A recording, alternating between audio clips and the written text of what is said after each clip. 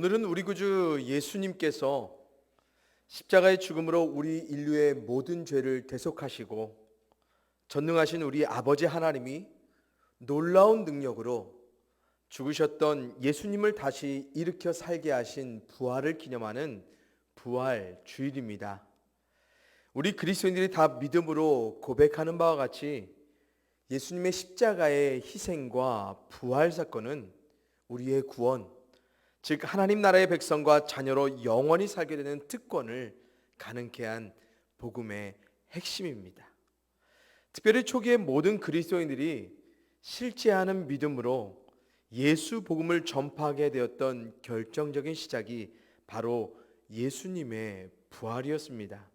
그래서 당시의 제자들과 예수님을 따랐던 수많은 사람들은 십자가에 죽으셨던 예수님에 관해서는 다소 무기력하게 반응하거나 혹은 아예 무력하게 그들이 지금까지 따라왔던 예수님을 등지고 뿔뿔이 흩어져 살아갔지만 이 부활, 또 부활하신 예수님을 통해 그들은 진정으로 예수님이 하나님의 아들이자 그리고 약속된 메시아 즉 그리스도임을 더없이 확실한 믿음으로 확신하며 복음에 시작되신 오직 예수님만을 담대히 전파하였습니다. 그런데 당시 부활의 증인들로 예수 복음을 믿음으로 전파했던 자들이 한결같이 복음과 함께 요구했던 한 가지 선포가 있었습니다. 그것은 바로 회개에 대한 간절한 촉구였습니다. 그들이 이렇게 복음과 함께 사람들에게 회개를 간절히 촉구했던 이유, 그것이 오늘 본문에서 잘 나타나는데요. 먼저 본문 2절 3절에서처럼 세례 요한이 외쳤던 것과 같이 복음이 시작될 수 있는 준비됨이 바로 회개로부터 시작되기 때문이었습니다. 또한 하나님 나라의 복음을 선포하신 예수님의 본문 14절 15절에서 직접 말씀하신 것과 같이 복음은 회개하고 믿어야만 하기 때문이었습니다. 그래서 어떻게 보면 복음의 또 다른 시작은 바로 회개로부터 시작하는 것입니다. 그리고 회개하는 순간으로부터 우리에겐 예수님으로부터 시작된 하나님 나라의 복음이 준비되어 믿음으로 다시 시작하게 되는 것이고요. 그러기에 이 회개가 우리에게 더없이 중요한 것이 되는 것입니다. 저는 오늘 우리 성도님들과 회개의 성경적 의미와 더불어 하나님 나라의 복음이 우리의 믿음이 될 수 있도록 선포하셨던 예수님이 의도하셨던 회개의 의미가 무엇인지 오늘 본문 말씀을 통해 좀 거듭 주목해 보고자 하는데요. 먼저 우리 다 같이 본문 4절 5절의 말씀을 함께 읽어보겠습니다. 같이 읽습니다. 시작. 세례 요한이 광야에 이르러 죄 사함을 받게 하는 회개의 세례를 전파하니 온 유대 지방과 예루살렘 사람이 다 나아가 자기 죄를 자복하고 요단강에서 그에게 세례를 받더라. 아멘. 우선 세례 요한이 선포했던 죄사함을 받게 하는 회개의 세례가 당시 이스라엘 사람들에게 어떤 의미를 가졌기에 이토록 수많은 사람들이 세례 요한에게 나와서 자기 죄를 자복하며 세례를 받게 되었는지 우리가 좀 생각해 볼 필요가 있겠습니다. 당시 세례 요한이 등장하기 수백 년 전부터요, 이스라엘 사람들에게는 한 가지 간절하고 절박한 소망이 한 가지 있었습니다. 그것은 바로 하나님의 약속대로 이스라엘 백성들이 다시금 하나님을 통해 회복될 그 나라를 꿈꾸며 소망하고 있었다는 것입니다. 바로 이런 바람과 소망은 그들에게 점점 더 뚜렷하게 그리고 더욱 간절하게 나타나고 있었습니다. 왜냐하면 우선 구약의 말라기 선지자 이후로 무려 400년 동안 하나님은 이스라엘에게 더 이상 아무런 말씀도 하지 않으시며 침묵해 오셨습니다. 그러기에 하나님의 약속을 대언하는 어떤 선지자도요, 이스라엘 가운데 나타나지 않았고 그들의 회복을 위한 약속된 메시지도 더 이상 그들 가운데 들려지지 않고 있었습니다. 또한 정치적으로는 이스라엘이 비록 바벨론 포로에서 귀환하여 외형적인 삶을 점점 회복해 가고 있었지만 여전히 더 강력한 로마 제국의 지배하에 여러 모양으로 탄압과 폭정에 시달리며 부당하고 불안한 삶을 여전히 감내하며 살아가는 이스라엘이었습니다. 게다가 당시 종교 지도자들이요, 다른 거 다 무너져도 그들을 통해서만이라도 그들이 소망을 찾았으면 참 좋았을 텐데, 당시 종교 지도자였던 제사장들과 서기관들이 로마의 권력의 눈치를 살피면서 하나님 앞에 거룩하게 보존되어야 할 예루살렘 성전과 제사를 점점 훼손시켜 가고요, 또한 그들이 보여야 할 종교적 모범을 외면한 채 부정한 기득권만을 누리며 살아가고 있었습니다. 바로 이런 여러 가지 이유들로 말미암아 이스라엘 사람들은 당시 하나님이 오래전 약속하신 그대로 그들에게 메시아 그리스도를 속해 보내셔서 그들의 나라를 정치적으로 해방시켜 주시기를 바라는 절박한 소망과 더불어서 종교적으로 거룩한 예배와 신앙이 다시 온전히 회복될 것에 대한 간절한 열망에 점점 더 주목하게 되었습니다. 바로 이때 세례 요한이 등장한 것입니다. 그것도 본문 2절 3절의 말씀과 같이요, 구약의 선지자들을 통해 하나님이 이스라엘을 다시 해방하여 회복하시겠다는 예언하신 그대로 새로운 선지자적 외침이 세례 요한을 통해 다시 그들에게 들려지기 시작한 것입니다. 다시 말해 오랜 기간 침묵했던 그들의 전능하신 하나님이 다시 그들의 구원을 위한 활동을 시작하시겠다는 사인으로 세례 요한의 외침이 그들 가운데 준비되어 들려져 왔던 것이었습니다. 그랬기에 당시 이스라엘 사람들에게 세례 요한이 죄를 회개하고 다시 세례받으라고 외쳤던 이 강력한 외침이 그들에게는 불편하고요, 거북하고요, 부딪히는 외침이 아니라 그들에게는 오히려 그들을 회복하실 하나님을 향한 소망의 외침으로, 이제 하나님 나라가 그들에게 준비되어지는 희망의 외침으로 들려질 수 있었던 것입니다. 그래서 이스라엘 사람들이 하나님으로부터 시작된 이 소망과 희망에 대한 기대로 수십 킬로 밖에 있는 광야의 강가에 나와 회개하고 자복하며 세례받기를 주저하지 않고 나왔다는 사실입니다. 특별히 당시 세례를 받는다는 것은요, 이스라엘 사람들에게는 감히 상상도 할 수 없는 아주 엄청난 도전이었습니다. 왜냐하면 유대 예식에 있어서 세례는 이방인이 유대인으로 개종할 때나 치러지는 바로 정결 예식이었기 때문입니다. 그렇다면 세례 요한이요, 회개만이 아닌 이스라엘 사람들에게 세례까지 요구했다는 것은요, 하나님의 백성으로 선민의식에 사로잡혀 있던 이스라엘 사람들이 이젠 새롭게 시작될 하나님 나라를 받기 위해선, 하나님 나라가 그들 가운데 시작되기 위해선 하나님의 백성이라는 이전의 정체성, 당연히 보장된 하나님 나라의 백성으로서의 그 정체성을 버리고 이전과는 전혀 다른 신분으로 하나님의 회복을 맞이하며 준비해야 하는 것을 이 세례를 통해 세례 요한이 역설하는 것이었습니다. 그런데도 수많은 사람들이 이 세례의 자리로 나왔습니다. 왜 그랬을까요? 이유는 하나입니다. 그들에게 좋은 소식, 즉 하나님의 나라가 그들 가운데 다시 시작된다는 그들이 간절히 바라고 소망했던 그 외침이 세례 요한을 통해 복음으로 들려졌기 때문이었습니다. 여러분, 바로 이것이 가장 성경적인 회개의 의미이자 목적입니다. 또한 오늘날 우리 그리스도인들이 단단히 오해하고 있던 회개의 의미와 목적을 거듭 회복해야 할 이유이기도 하고요.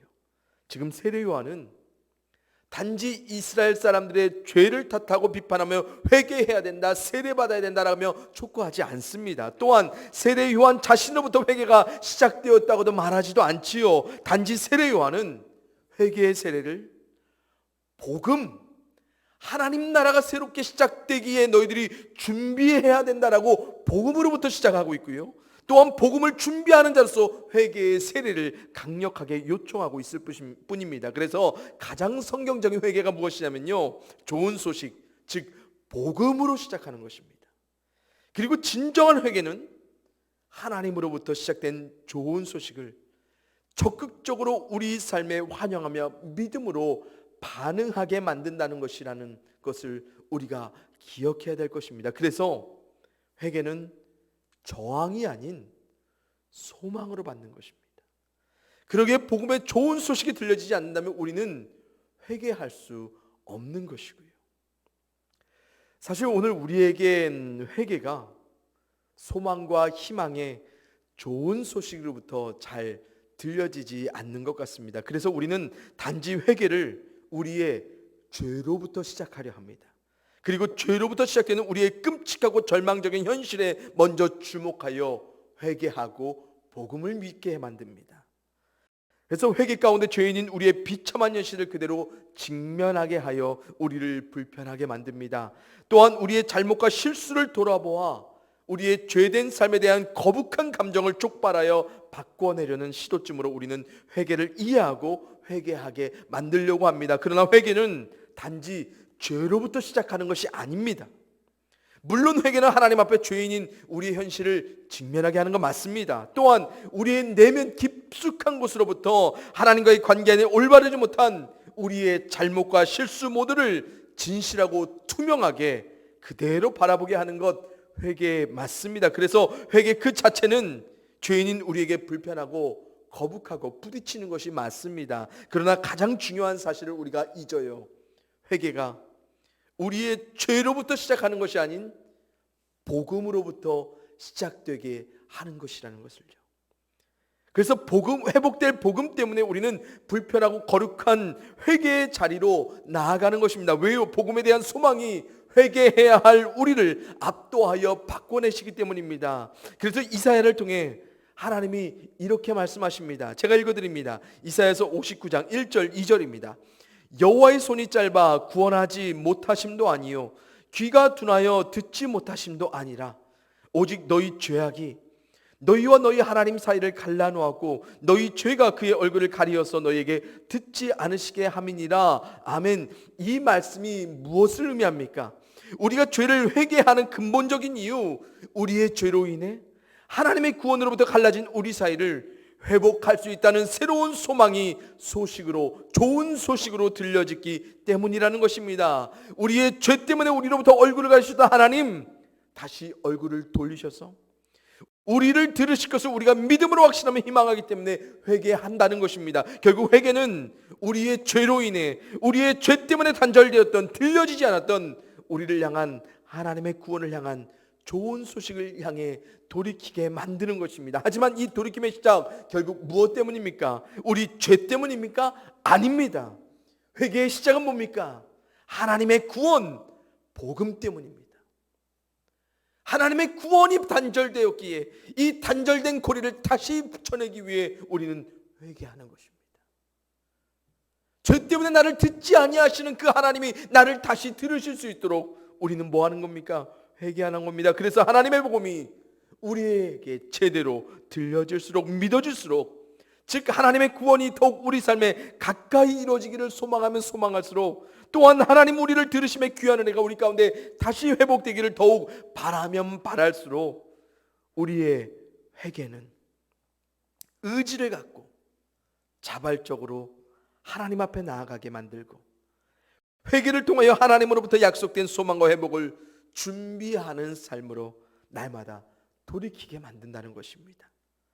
그러기에 이런 세례 요한의 강력한 회개의 외침에도 불구하고, 더군다나 개종을 의미하는 그의 도전적인 세례의 촉구에도 불구하고 모든 이스라엘 사람들이 의지를 갖고 자발적으로 나와 자복하며 회개의 세례를 받게 되었던 것입니다. 왜요? 복음의 소망과 회복될 좋은 소식의 희망이 그들에게 다시 들려졌거든요. 다시 시작될 수 있다, 세례 요한이 외치거든요. 그 시작을 다시 하고 싶다면 회개하라, 세례받으라 말하고 있거든요. 이 회복될 복음의 소망이 그들을 압도하여 갑니다. 그래서 복음이 시작될 삶으로 돌이켜야, 복음이 시작될 수 있는 삶으로 돌이켜야 할 자신들의 모습이 점점 보여지기 시작하는 겁니다. 사랑하는 우리 성도님들, 여러분들의 회개는 지금 어디로부터 시작하고 있습니까? 혹시 우리의 회개가요, 매주 우리가 드리는 예배의 시작과 함께 고백하는 종교적 순서로부터 시작하고 있습니까? 아니면 회개의 순서를 인도하는 저로 인해 여러분의 회개가 시작되고 있습니까? 아니면 죄된 자신의 이로부터 회개가 시작되고 있으십니까? 여러분, 복음이 들려지지 않으면, 복음이 시작이 되지 않으면 우리에겐 진정한 회개가 시작되지 않습니다. 회개는 결코 억지스러운 강요가 아닙니다. 오히려 회개는 복음을 환영하기에 적극적으로 복음의 역사가 우리의 자신의 삶에 이루어지기를 바라는 자발적인 의지이자 소망이자 결단인 것입니다. 그래서 우리의 회개가 좋은 소식, 복음으로 시작되지 않으면 회개의 자리는 점점 소망의 시작이 아닌 죄인인 우리 자신을 더없이 무겁고 불편하게 만드는 나쁜 소식처럼 느껴지게 될 것이기요. 이 회개를 우리는 이제 단지 가끔씩 치러지는 종교적인 의식이나 수단으로밖에 생각되지 않게 될 것입니다. 또한 전능하신 하나님의 나라가 시작될 회개가 회복될 복음으로 우리의 가운데 믿어지지 않은 채 우리가 회개한다면요, 회개는 단지 죄인인 우리 자신의 비참함과 참담함을 증명하는 끔찍한 시간이 될 것이고, 그래서 회개는 점점 우리 삶의 시작이 아닌 가장 끝에 머물게 될 것이고요, 결국 회개의 시작은 우리에게 자신에겐 더 이상 불필요한 시작점으로 자리 잡게 될 것입니다. 바라옵기는 우리의 회개가 다시 복음의 소망으로부터 시작될 수 있기를 간절히 소원합니다. 특별히 예수님으로 인해 새롭게 시작될 하나님 나라의 복음으로부터 시작되는 성경적인, 그리고 예수님이 의도하신 그대로 회복되는 회개가 우리 안에 다시 부활할 수 있기를 간절히 소원합니다. 그래서 복음의 시작이신 예수님으로 인해 허락될 하나님 나라에 대한 기대와 소망 가운데 우리의 진실한 회개가, 더욱 간절한 회개가 날마다 부활하고 고백되어져서 이전보다 더욱 가깝게 하나님의 구원이 경험되어지고요, 이전과는 다른 하나님 귀 기울여 들어주심의 은혜와 축복이 우리의 회개를 통해 삶에 더욱 풍성하게 넘쳐날 수 있기를 주님의 이름으로 간절히 축원을 드립니다. 그렇다면 이제 마지막으로요, 복음을 환영함으로 우리 가운데 이루어지는 자발적인 회개가 어떤 내용으로 고백되어져야 할지를 잠시 생각해 보고자 하는데요, 오늘 본문 5절에서 회개를 뭐라고 하죠? 자기 죄를 자복하는 것이라고 말하고 있습니다. 다시 말해 우리가 복음으로 시작하는 회개의 내용은 우리 자신의 죄를 자복하는 것과 같다라는 것입니다. 그렇다면 회개와 자복의 연관성을 우리가 당시의 의미로 알게 되면 좀 더 유익한 관점을 찾아낼 수 있을 것이라 생각하는데요, 우선 회개하다라는 단어에 해당하는 헬라어 단어는 메타노에오라는 단어입니다. 이것은 주로 죄와 관련해서 죄에서 떠난다 혹은 죄에서 완전히 돌이킨다라는 의미를 갖고 있는 단어입니다. 그런데 언어적으로 이 단어는요, 알다라는 의미의 노에오라는 단어와 뭐뭐 후에라는 의미의 전치사 메타라는 단어가 합쳐진 것으로, 그래서 언어적 관점으로 본다면 회개한다는 것은 나중에 알다라는 본래적 의미를 갖습니다. 다시 말해 어떤 일이 일어난 후에 그 일에 관하여 뭔가를 알게 되었을 때 떠나고 완전히 돌이키게 되는 것이 회개한다는 의미라는 것입니다. 그렇다면 어떤 일이 일어난 것을 우리가 알아야 돌이킬까요? 회개할까요? 떠나갈까요? 바로 복음입니다. 왜냐하면 복음으로부터 회개는 시작되기 때문입니다. 그래서 예수님으로부터 시작된 하나님의 복음이 선포되었음을 후에 알게 되면 우리는 복음과 상관없이 살던 우리 자신의 삶을 떠나가고요, 또 다시 복음으로 다시 완전히 돌이키는 삶을 살아가게 하는 것, 그것이 바로 메타노에오가 말하는 회개하다의 의미라는 것입니다. 또한 두 번째로 자복하다라는 단어에 해당하는 헬라어는 엑소몰로게오라는 단어입니다. 이 단어도 두 단어가 합쳐진 단어인데요, 우선 뭔가를 인정하다, 동의하다, 고백하다라는 의미의 호몰레오 호몰로게오라는 단어와 뭐뭐로부터라는 뜻의 전치자 에크라는 단어가 합쳐진 것이 자복하다라는 단어입니다.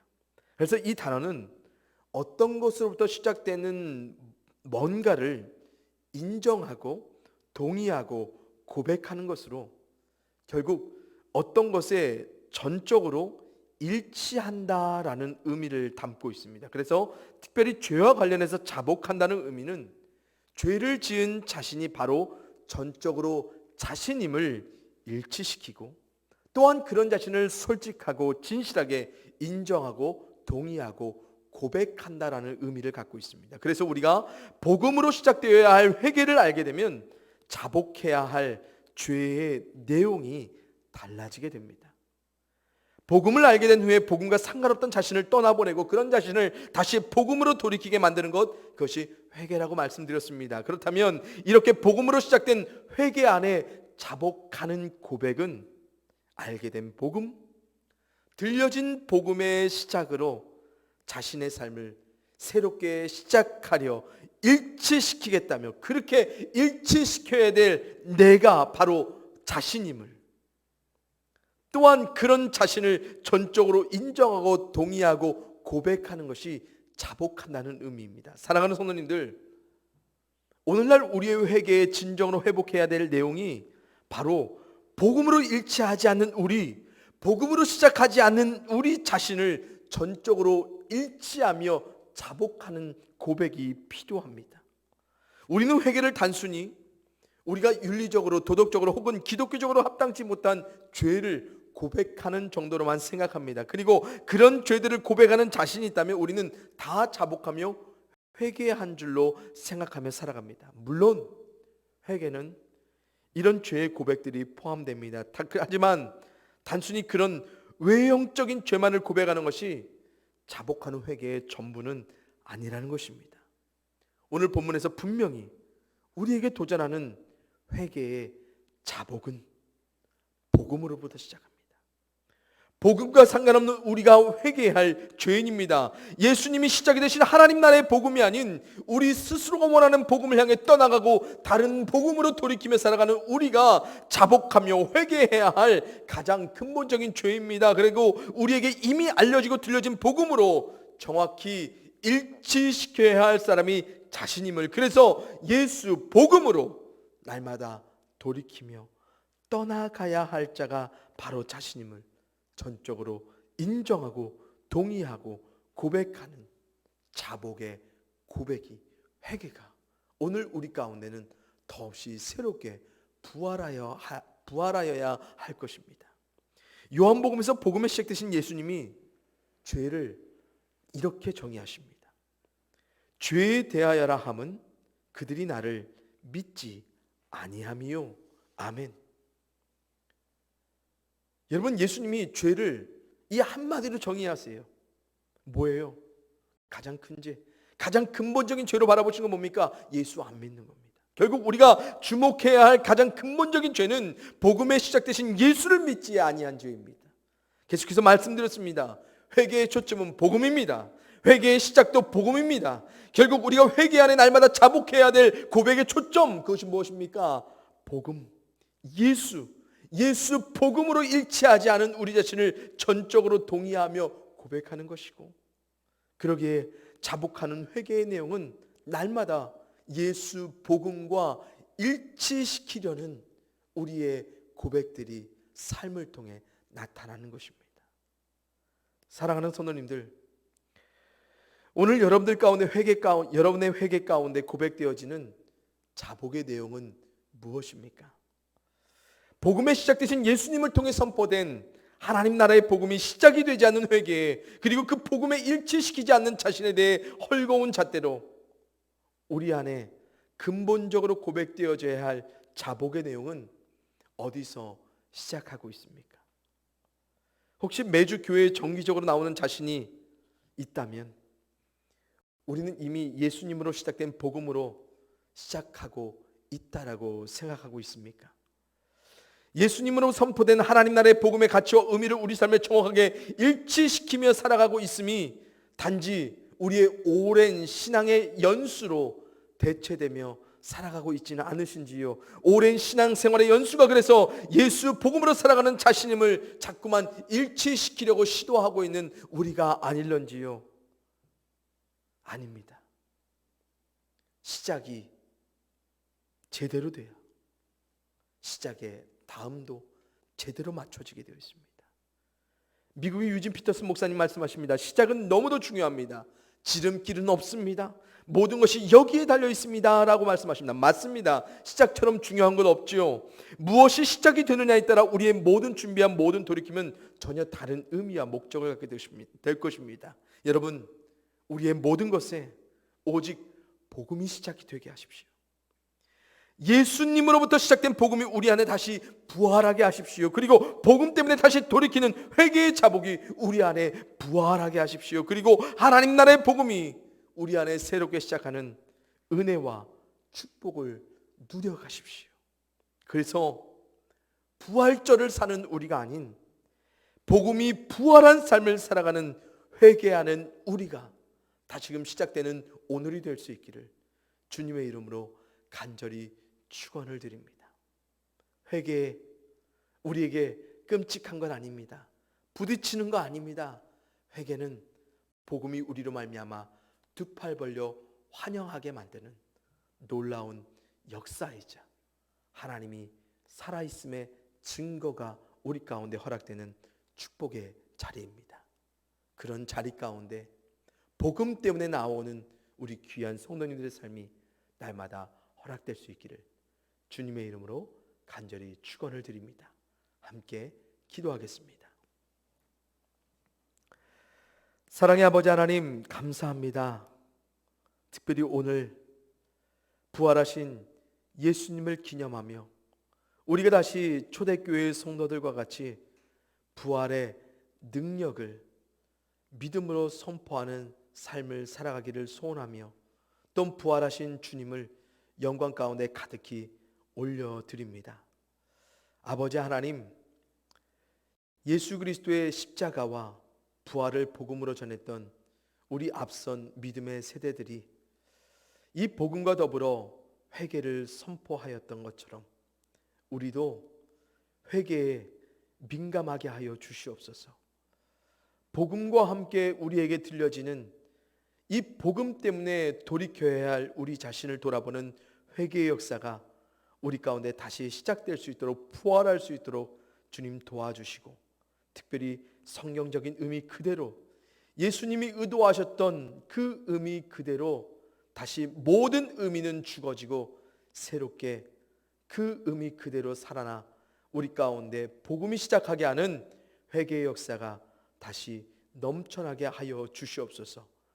정말로 복음이 얼마나 위대하고 이 복음의 소식이 얼마나 우리 가운데 간절한 소망과 바람이 되는지 하나님은 역사하여 주실 것입니다. 그 역사 가운데 돌이키는 우리가 있게 되고 자복하는 우리가 있게 될 것입니다. 결국 복음이 하나님의 모든 시작이 될 것이고 하나님 우리 가운데 허락하실 모든 것의 시작점이 될 것입니다. 주님, 우리의 삶에 복음 잃지 않게 하여 주시옵소서. 날마다 복음을 부활하며 살아갈 수 있도록 도와주시옵소서. 그래서 복음으로 말미암는 회개, 복음으로 말미암는 믿음, 복음으로 말미암는 하나님의 구원, 축복, 은혜 모두를 우리 모두가 가득히 누리며 살아갈 수 있는 축복된 삶이 이루어지게 하여 주시옵소서. 감사를 드리옵고 사랑과 은혜가 충만하신 예수님의 이름으로 기도합니다. 아멘.